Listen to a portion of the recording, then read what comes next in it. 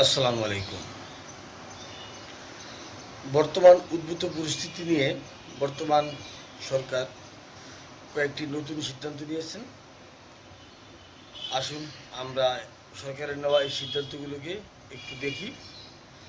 তারপরে এই সিদ্ধান্তগুলো কতটুকু যুক্তিসঙ্গত বা আমাদের দেশের জন্য কতটুকু উপযুক্ত সে বিষয়ে আপনাদের মতামত প্রত্যাশা করছি। জ্বালানি সংকট মোকাবেলায় সরকারের সিদ্ধান্তসমূহ: সরকারি বেসরকারি অফিস চলবে 9টা থেকে 4টা পর্যন্ত। ব্যাংক চলবে সকাল 9টা থেকে বিকাল 3টা পর্যন্ত। 4টার মধ্যে ব্যাংক ক্লোজ করতে হবে। সন্ধ্যা 6টার মধ্যে সকল মার্কেট বন্ধ করার ঘোষণা দিয়েছেন বর্তমান সরকার। বিয়ে বাড়ি সহ সব জায়গায় অতিরিক্ত লাইটিং করা যাবে না, আলোকসজ্জা করা যাবে না। আরেকটি গুরুত্বপূর্ণ সিদ্ধান্ত: আগামী 3 মাস সরকারি অর্থায়নে সকল ধরনের সরকারি সফর বন্ধ ঘোষণা করা হয়েছে। আগামী 3 মাস সরকার কোনো ধরনের যানবাহন ও কম্পিউটার কিনবেন না।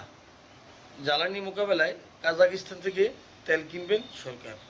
এবং শিক্ষা প্রতিষ্ঠানের বিষয়ে সিদ্ধান্ত হবে আগামী রবিবার।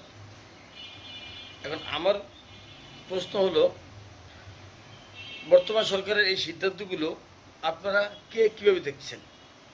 এই বিষয়টা আপনাদের গঠনমূলক সমালোচনা বা মতামত প্রত্যাশা করছি। ব্যক্তিগত বা হিংসাত্মক আক্রমণ থেকে দূরে থাকবেন। ধন্যবাদ সবাইকে।